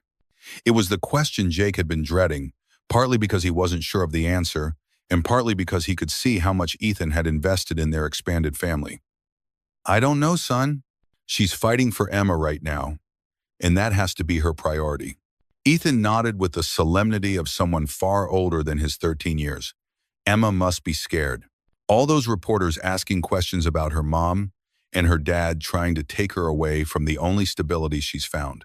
Jake felt a surge of pride in his son's empathy, even as his heart ached for the little girl who had become so important to both of them. Emma was caught in the middle of adult conflicts she couldn't understand, her innocent joy in their mountain refuge now being used as evidence in a custody battle. The phone rang constantly, reporters wanting quotes, lawyers representing various parties, and concerned friends from town who were bewildered by the sudden attention. Jake had stopped answering after the fifth call from tabloid journalists offering money for exclusive details about his relationship with Sophia. Dr. Chen arrived unexpectedly on Thursday afternoon, navigating through the media gauntlet with the determination of someone on a mission. She knocked on the door with an urgency that immediately put Jake on alert. "Sarah, what are you doing here?" Jake asked, letting her into the house quickly before the photographers could capture another intimate moment to misinterpret. "Sophia asked me to bring you this," Sarah said, handing him a thick envelope marked confidential. "She couldn't come herself. The lawyers have advised her to avoid any contact with you until after the custody hearing." The envelope felt heavy in Jake's hands, weighted with implications he wasn't sure he wanted to understand. "How is she?" "Fighting," Sarah said simply. "But Marcus has resources and connections that make this an uphill battle. He's arguing that Sophia's judgment has been compromised by an inappropriate relationship with someone who could be taking advantage of her emotional vulnerability." "And Emma?" Jake asked, though he dreaded the answer. Sarah's expression grew grim, confused and angry. She doesn't understand why she can't see her mother freely, or why her father suddenly wants to spend time with her after years of benign neglect. The court-appointed child advocate is trying to determine what's in her best interests, but it's a complicated situation. Jake opened the envelope with trembling hands, finding inside a detailed legal analysis of the custody case, along with a personal letter in Sophia's careful handwriting. The legal documents painted a stark picture. Marcus's case was built on the narrative that Sophia had abandoned her corporate responsibilities and parental duties for a romantic relationship with someone of questionable motives. But it was Sophia's letter that hit him like a physical blow. "Jake, I need you to know that everything we built together was real and meaningful, regardless of how the media chooses to portray it. You and Ethan gave Emma and me something we'd never experienced, a sense of belonging that had nothing to do with achievement or acquisition. But I also need you to understand that I may have to make choices that will hurt us both. Marcus is using our relationship as evidence that I'm an unfit mother, and every day that passes gives him more ammunition. The lawyers are advising me to demonstrate that my priorities are focused entirely on Emma's welfare, which means I can't ask you to wait for me. I don't know how long this legal battle will last, or what compromises I'll have to make to keep my daughter. You and Ethan deserve better than to be collateral damage in my family's dysfunction. Please know that loving you both was the best decision I've made in years, even if I have to live with the consequences of that choice. Sophia." The letter continued with practical matters: instructions for the renewable energy project, financial arrangements for Jake's consulting work, and provisions for Ethan's education that Sophia had apparently established before the legal crisis began. Even in her distress, she was trying to protect them from the fallout of their relationship. "She's prepared to sacrifice her own happiness to keep Emma," Jake said quietly, handing the letter to Ethan, who read it with the careful attention he brought to everything important. "That's what parents do," Ethan replied, his voice thick with emotion. "But it's not fair. None of this is fair." Sarah was watching them both with obvious sympathy. "There might be another way," she said carefully, "but it would require taking some significant risks." "What kind of risks?" Jake asked. "The custody hearing is scheduled for next Tuesday. Marcus's entire case is built on the narrative that Sophia is emotionally unstable and has poor judgment about relationships. But what if we could demonstrate the opposite?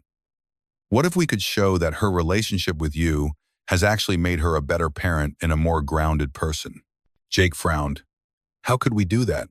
"Emma," Sarah said simply, "her voice matters in this process.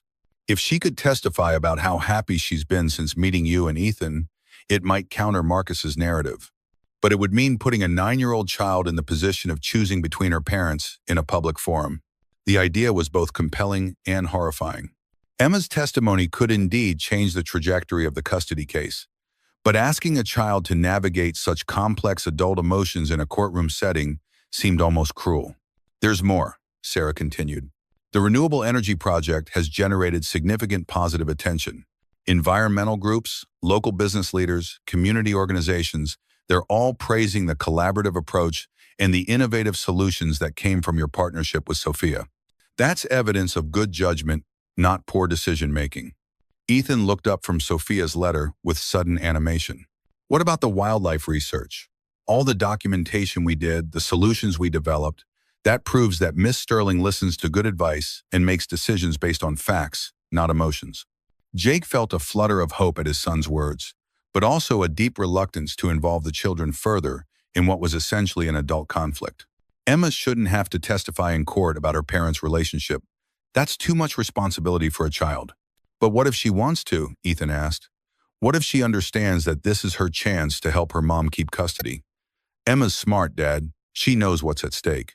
Sarah nodded. The child advocate has been interviewing Emma about her preferences. From what I understand, she's been very clear about wanting to continue her relationship with both you and Sophia. Her testimony wouldn't be about choosing sides. It would be about describing what makes her feel safe and happy. As they discussed the possibilities, Jake found himself thinking about the emergency flare gun he kept in his truck for mountain emergencies. Sometimes, when you were lost in dangerous territory, you had to signal for help even if it revealed your location to potential threats. The custody hearing represented a similar moment, a chance to send up a flare that might guide them all to safety, but only if they were willing to be vulnerable in public. There's something else, Sarah said, pulling out her phone. Social media has been buzzing about this story, but not all the attention is negative. There's been an outpouring of support for Sophia from people who see this as a father trying to punish his ex-wife for finding happiness. She showed them dozens of messages from people around the country who saw their story as a positive example of blended families and second chances. Environmental organizations praised the renewable energy collaboration, while parenting advocates questioned Marcus's sudden interest in custody after years of minimal involvement in Emma's life. Public opinion doesn't decide custody cases, Jake pointed out, though he was moved by the support from strangers. No, Sarah replied, but it does influence the broader narrative. Marcus counted on portraying Sophia as unstable and you as opportunistic. But the actual evidence suggests something very different. A successful businesswoman who found balance through meaningful relationships and a dedicated father who contributed valuable expertise to an important project. As the afternoon wore on, they developed a strategy that felt both necessary and terrifying. Sophia's legal team would present evidence of her improved work-life balance, the success of the renewable energy collaboration, and the positive impact of her relationship with Jake and Ethan on Emma's well-being. But the plan's success would depend on Emma's willingness to speak honestly about her experiences and on the court's ability to see past Marcus's carefully constructed narrative.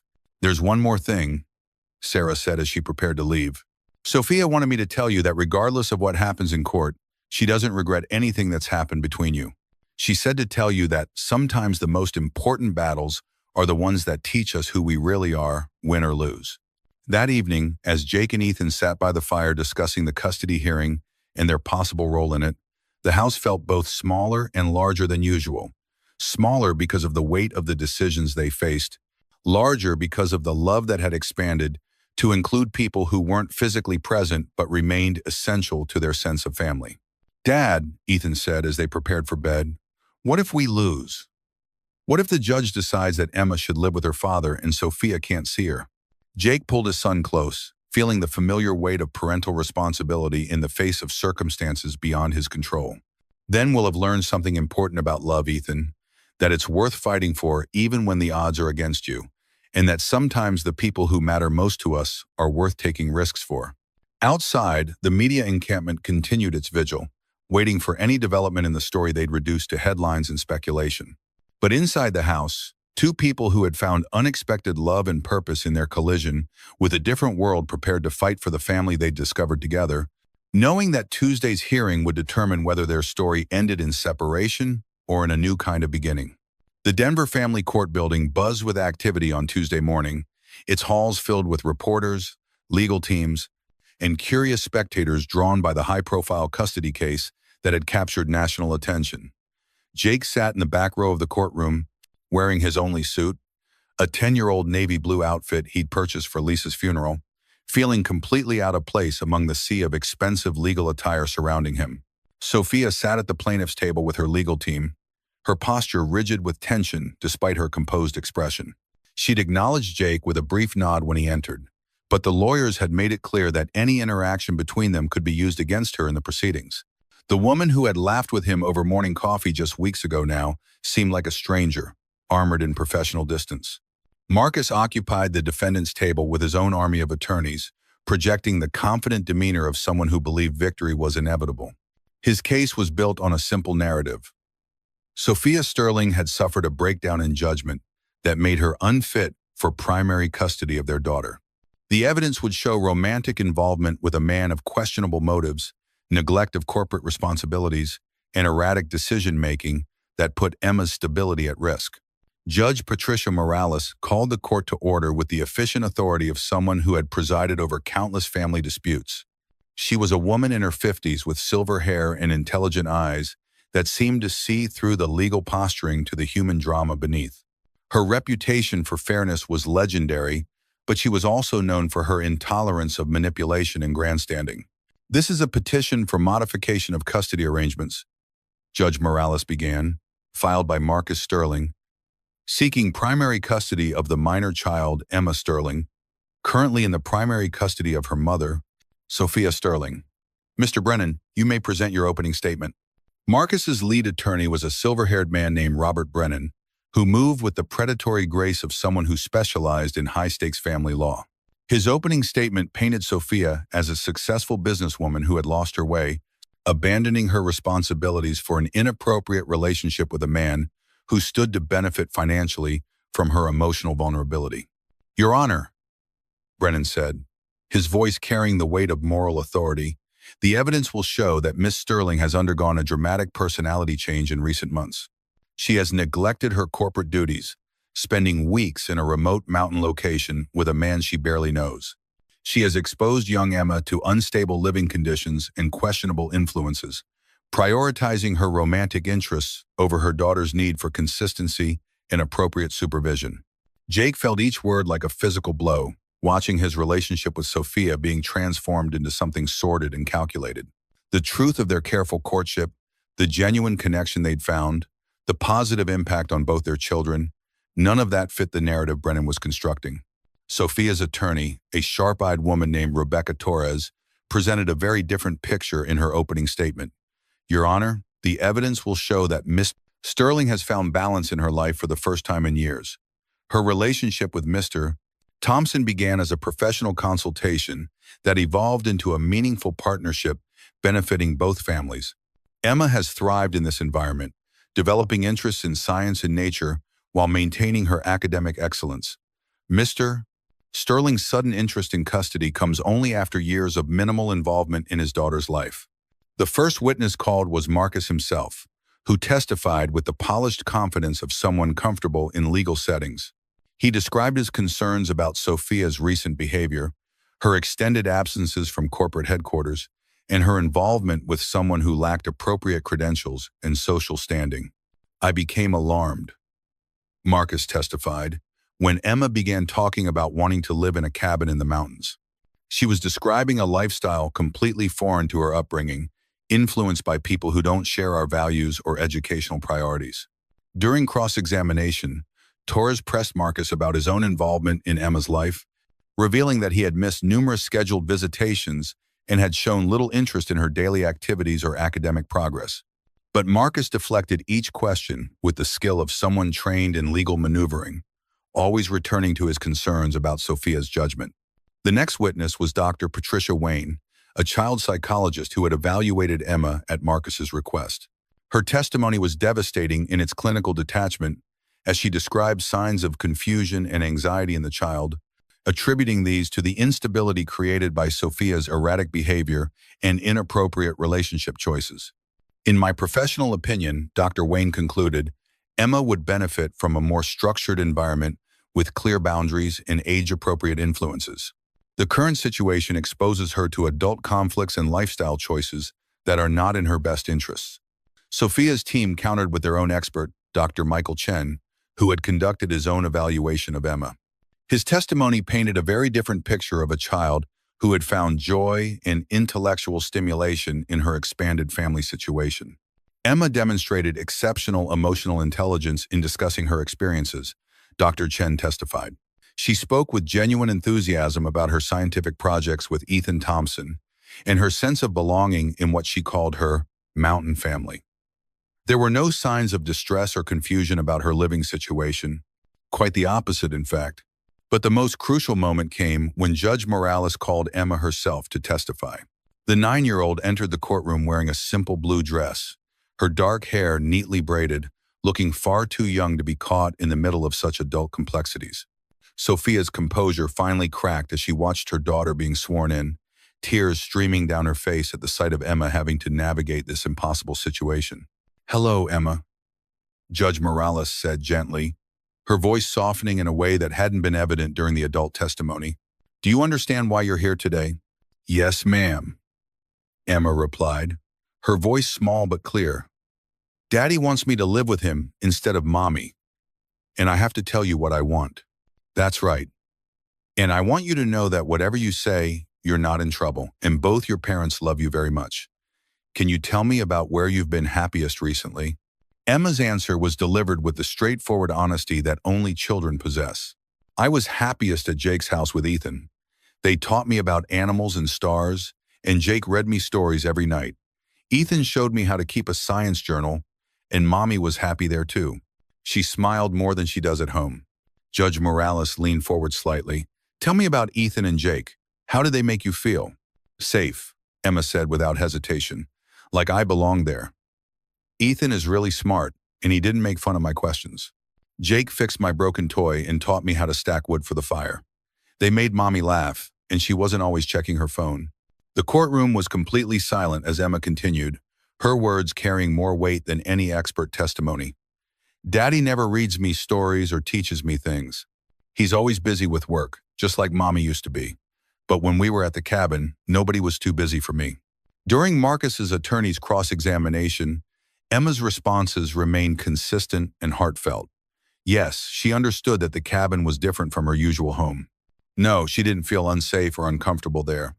Yes, she wanted to continue seeing Ethan and Jake because they were part of her family now. "But Emma," Brennan pressed, "don't you think you'd be more comfortable in a house with your own room and all your toys?" Emma considered this seriously. "I have my own room at Mommy's house, and I have lots of toys. But at the cabin, I had something better. I had people who wanted to spend time with me." The simple statement hung in the courtroom air like an indictment of the adult world's priorities. Jake felt his throat tighten as he watched this remarkable child articulate truths that the legal system seemed determined to complicate. When Emma was finally dismissed, she walked directly to Sophia, who knelt down to embrace her daughter with fierce protectiveness.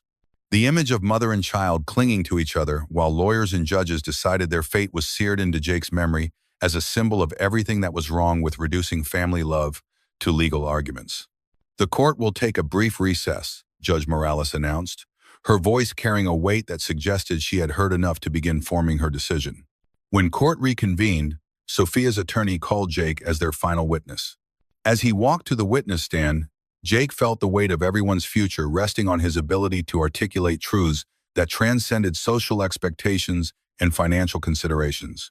"Mr. Thompson," Rebecca Torres began, "please tell the court how you met Emma and Sophia Sterling." Jake's voice was steady as he recounted the blizzard night when he'd found Emma trudging through the snow, the simple act of kindness that had led to everything that followed. He described bringing the frightened child to his home, reading her stories by the fireplace, and the gradual realization that she came from a world completely different from his own. "When Sophia arrived to collect Emma," Jake continued, "my first impression was of a mother who had been terrified for her child's safety. Everything else, her wealth, her corporate position, her social status, was secondary to her relief at finding Emma safe. Torres guided him through the development of their professional relationship, the renewable energy consultations, and the gradual evolution into something more personal. Jake spoke carefully but honestly about Sophia's genuine interest in environmental protection, her respect for local knowledge, and her dedication to building something that would benefit the entire community. "Mr. Thompson," Torres said, "Mr. Brennan has suggested that your relationship with Miss Sterling is motivated by financial gain. How do you respond to that characterization?" Jake looked directly at Marcus as he answered, his voice carrying the quiet authority of someone who had nothing to hide.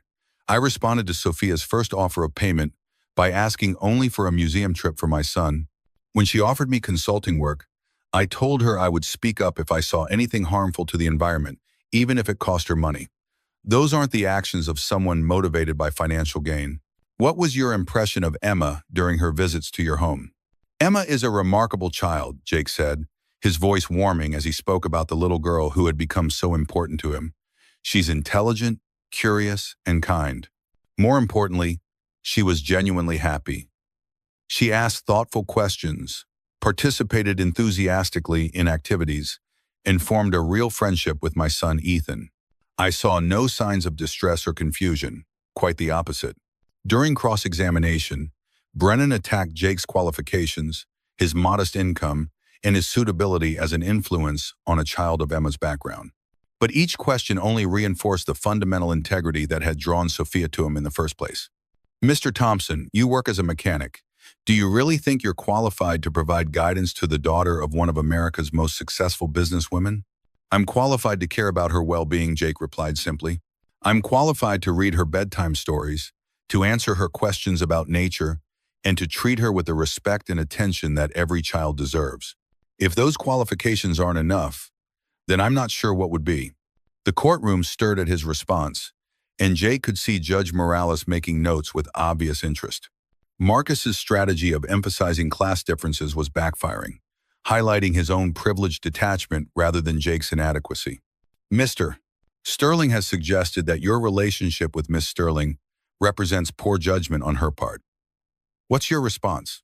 Jake paused, choosing his words carefully. Sophia Sterling is one of the most intelligent, thoughtful people I've ever met. She's also been carrying enormous responsibilities alone for years. If finding balance in her life and creating space for personal relationships represents poor judgment, then I think we need to reconsider what we expect from successful women. When Jake was dismissed, he felt the strange combination of relief and vulnerability that comes from public honesty. He had told the truth as completely as possible, but the decision now rested with Judge Morales, who would have to weigh his words against expert testimony, legal precedent, and the complex realities of modern family structures. The final witness was Sophia herself, called by her own legal team to address the charges against her directly. She took the stand with the composed dignity that had served her well in countless corporate negotiations, but Jake could see the emotional strain beneath her professional demeanor. Miss Sterling, Rebecca Torres began, please tell the court about your relationship with your daughter Emma. Sophia's voice softened as she spoke about Emma, their morning routines, Emma's intellectual curiosity, the challenges of balancing corporate responsibilities with motherhood. She described the guilt she'd carried about her demanding work schedule and her determination to create more space for personal relationships. Emma is the most important thing in my life, Sophia said, her composure finally showing cracks. Everything I've built, everything I've achieved, means nothing compared to being her mother. My relationship with Jake didn't diminish that. It enhanced it. For the first time in years, I was modeling for Emma what it looks like to have balance, to prioritize relationships alongside achievement. Torres guided Sophia through the Renewable Energy Project, emphasizing how her collaboration with Jake had improved both the environmental and financial outcomes. The evidence painted a picture of enhanced judgment rather than compromised decision-making. Miss Sterling, how has your relationship with Mr. Thompson affected your parenting? It's made me a better mother, Sophia said without hesitation, looking directly at Jake. Watching Jake with Ethan, seeing how he prioritizes his son's emotional and intellectual development, learning from his patience and wisdom, it's taught me things about parenting that I never learned in business school. During cross-examination, Brennan pressed Sophia about her extended absences from corporate headquarters, her sudden personality changes, and her exposure of Emma to unsuitable influences. But Sophia's responses remained consistent and thoughtful, demonstrating the emotional stability that Marcus's case claimed she lacked. Miss Sterling, don't you think Emma would be better served by consistency and structure rather than romantic adventures in mountain cabins? Sophia's answer carried the weight of hard-won wisdom.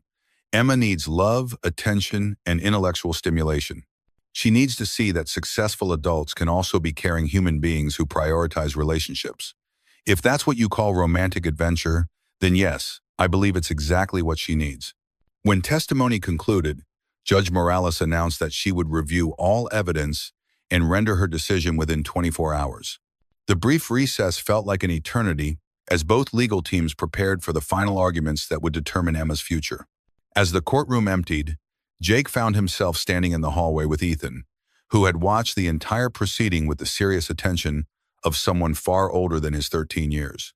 Sophia and Emma were surrounded by their legal team, but across the space between them, Jake could see the same mixture of hope and terror in Sophia's eyes that he felt in his own heart. In just 24 hours, they would know whether love and authenticity could triumph over manipulation and prejudice, whether a judge could see past social conventions to the human truths that actually mattered. The outcome would determine not just custody arrangements, but whether two families who had found unexpected joy together would be allowed to continue building something meaningful, or whether the collision of their different worlds would ultimately tear them apart. The next morning, Judge Morales delivered her decision with the measured authority that had defined her career. The courtroom was packed with reporters, legal teams, and observers who had followed the case that had captured national attention. In the matter of Sterling v. Sterling, Judge Morales began, her voice carrying across the silent courtroom. This court has carefully considered all testimony and evidence presented. The central question before us is not whether Miss Sterling has the right to pursue personal relationships, but whether her recent choices have compromised her ability to provide appropriate care for her daughter, Emma. Jake felt his heart pounding as the judge continued, her words carrying the weight of their collective future. The court finds that while Miss Sterling's lifestyle has indeed changed significantly, the evidence does not support the allegation that these changes have been detrimental to Emma's welfare. To the contrary, multiple witnesses have testified that Emma has thrived in her expanded family environment, showing improved emotional stability, academic engagement, and social development. Sophia's hand flew to her mouth, tears streaming down her face as the judge's words sank in. The court is particularly struck by Emma's own testimony, Judge Morales continued. Her clear articulation of her experiences, her obvious happiness when discussing her time with the Thompson family, and her mature understanding of her own needs demonstrate a child who is flourishing rather than suffering harm. Marcus's face had gone pale, his confident demeanor cracking as the decision moved against him. Furthermore, the judge said, "The evidence presented regarding Miss Sterling's professional judgment contradicts the petitioner's claims of instability. The Renewable Energy Project, which has been praised by environmental groups and industry experts alike, demonstrates enhanced decision-making rather than compromised judgment. Miss Sterling's ability to integrate personal relationships with professional responsibilities suggests growth rather than decline." Judge Morales looked directly at Emma, who was sitting between her parents with wide, hopeful eyes. The court recognizes that Mr. Sterling's sudden interest in custody coincides with his disapproval of his ex-wife's relationship choices rather than genuine concern for Emma's welfare. A parent's duty is to support their child's happiness and development, not to use the child as a weapon in personal conflicts. The gavel came down with finality. The petition for modification of custody is denied. Primary custody remains with Miss Sterling, with the existing visitation schedule maintained for Mr. Sterling. This court encourages both parents to prioritize Emma's well-being over their personal conflicts. The courtroom erupted in a mixture of cheers from Sophia's supporters and angry murmurs from Marcus's camp. But Jake only had eyes for Emma, who had launched herself into her mother's arms with the pure joy of a child who had been given the gift of staying with the people who loved her most. 6 months later, the autumn air in Pine Valley carried the crisp promise of winter, and the aspen trees painted the mountainsides in brilliant gold that seemed to celebrate the season of transformation. The Sterling Industries renewable energy facility stood completed at the valley's edge, its sleek design harmoniously integrated with the natural landscape in ways that had earned recognition from environmental organizations across the country. Jake stood at the edge of what had once been a construction site, now transformed into a thriving facility that hummed quietly with the energy of sustainable technology. The Wildlife Observation Center that Ethan had envisioned had become a reality, a beautifully crafted educational space where school groups regularly came to learn about the delicate balance between human progress and environmental balance. Protection. "The migration corridors are working perfectly," Ethan announced, approaching with his ever-present field notebook and a smile that had grown even brighter over the past months. "The motion sensors captured a flock of over 200 birds using the flight paths we designed. Not a single collision with the turbines." At 15 now, Ethan had grown several inches and gained the kind of confidence that came from seeing his ideas implemented on a scale that affected real change in the world. The scholarship Sophia had arranged allowed him to attend an advanced science program in Denver, 3 days a week, while continuing his environmental research in the mountains. And Emma's documentation is getting more sophisticated every week, Ethan continued enthusiastically. She's developing her own methodology for tracking behavioral changes across seasons. I think she might actually become a better scientist than I am. The mention of Emma brought a familiar warmth to Jake's chest. The little girl who had stumbled through a blizzard into their lives had become a fixture in their family, spending every other weekend at the house and most of her school holidays exploring the mountains with Ethan. Her custody arrangement with Sophia had been preserved despite Marcus's legal challenge, and she split her time between Denver's educational opportunities and the mountain adventures that fed her growing passion for natural science. Sophia emerged from the facility's main building, wearing the practical work clothes that had become her preferred attire for site visits. Her hair was shorter now, styled in a way that looked both professional and approachable, and she moved with the easy confidence of someone who had found harmony between her different roles and responsibilities. The final environmental impact report just came in, she announced, holding up a thick document with obvious satisfaction. We exceeded every benchmark for sustainable operation, and the wildlife corridors are actually increasing biodiversity in the area. Ethan's research is being cited as a model for future projects. She crossed to Jake and kissed him with the comfortable affection of a relationship that had weathered significant storms and emerged stronger. Their marriage 3 months earlier had been a small ceremony held in the meadow near the house, with Emma and Ethan as witnesses and the entire population of Pine Valley in attendance.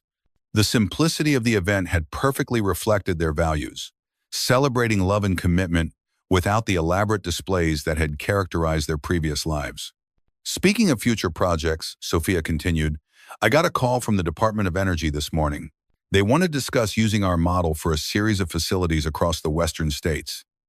It would mean significant travel for both of us, but also the chance to implement environmental protections on a national scale. Jake considered the opportunity with the careful thoughtfulness that Sophia had learned to value above quick decisions. Their partnership had taught them both the importance of balancing ambition with family stability, professional growth with personal happiness. What would that mean for the kids' routines, he asked. His first concern always centered on Ethan and Emma's well-being.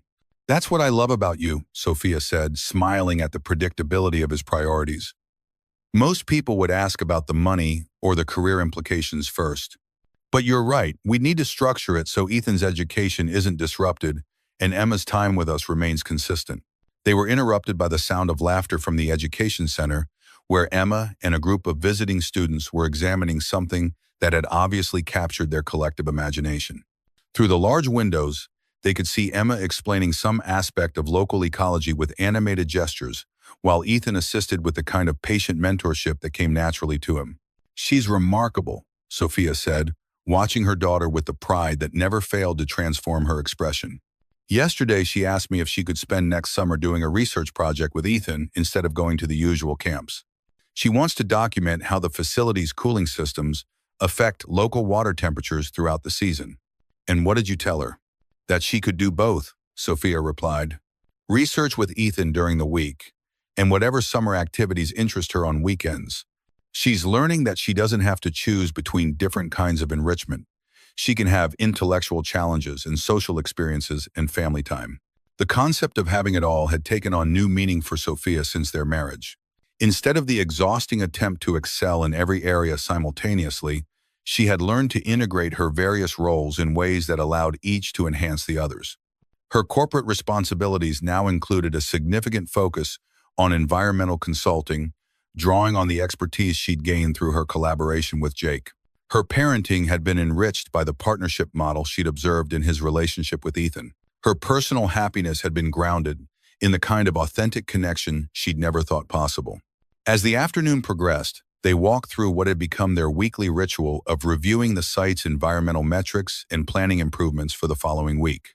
The dedication plaque near the main entrance bore both their names along with Ethan's, recognizing the collaborative approach that had made the project's success possible. Jake, Sophia said as they paused beside the plaque, do you ever think about what would have happened if you hadn't stopped for Emma that night? It was a question they'd both pondered during the difficult months of the custody battle when their future had seemed so uncertain. Sometimes, Jake admitted, but I also think that meeting you and Emma wasn't really about chance. We were all ready for something different in our lives. We just didn't know what it looked like until we found each other. Ethan says that you told him love requires courage, Sophia said. I've been thinking about that a lot lately, not just romantic love, but the courage to build the kind of life that actually makes you happy, rather than the kind that looks impressive to other people. The observation captured something essential about their journey together. Both of them had learned to value authenticity over achievement, connection over accumulation, and the quiet satisfaction of meaningful work over the hollow validation of external success.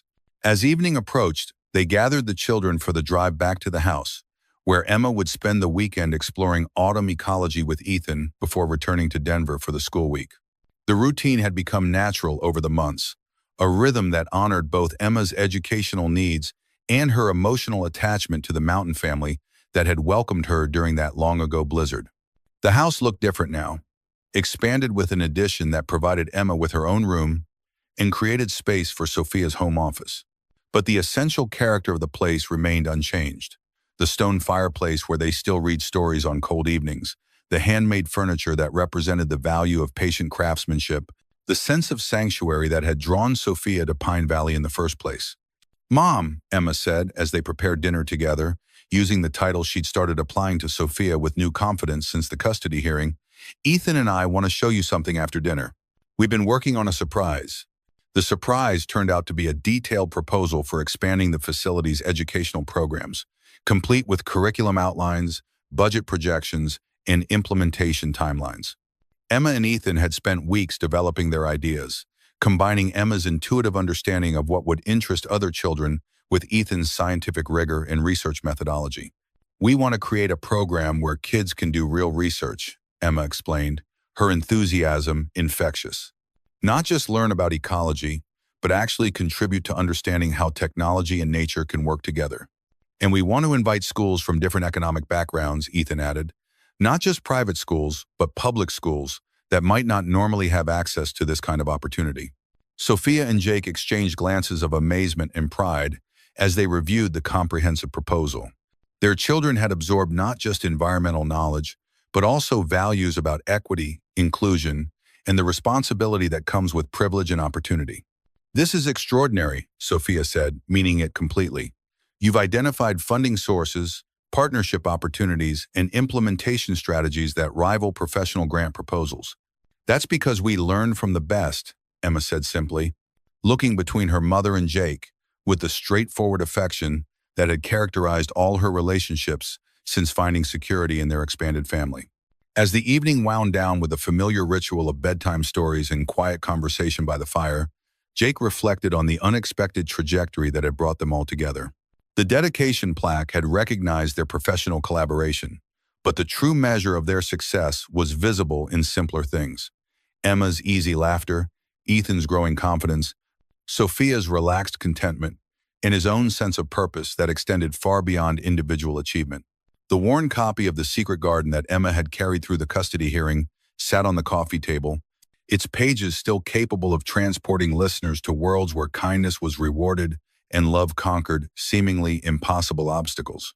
But looking around at his family, biological and chosen, conventional and unconventional, Jake realized that their own story had elements of fairy tale magic woven throughout. Sometimes the most unexpected kindness really did come from the most unlikely places. And sometimes, when two different worlds collided with enough force to shake the foundations of what everyone thought they knew about love and family and success, the result wasn't destruction but transformation, the creation of something new and beautiful that honored the best of both worlds while transcending the limitations of either one alone. Outside, the first snow of the season had begun to fall, coating the mountains in the same pristine white that had hidden Emma on that long-ago December night. But inside the house, four people who had found their way to each other through courage, kindness, and the willingness to risk everything for love continued the ancient human tradition of sharing stories by firelight, creating new chapters in a tale that would be told for generations to come. The mechanic had saved the billionaire's daughter from a blizzard, but in the end, they had all saved each other from the isolation of their separate worlds, proving that the most valuable treasures were not the ones that could be bought, but the ones that could only be built through the patient, daily work of loving each other well.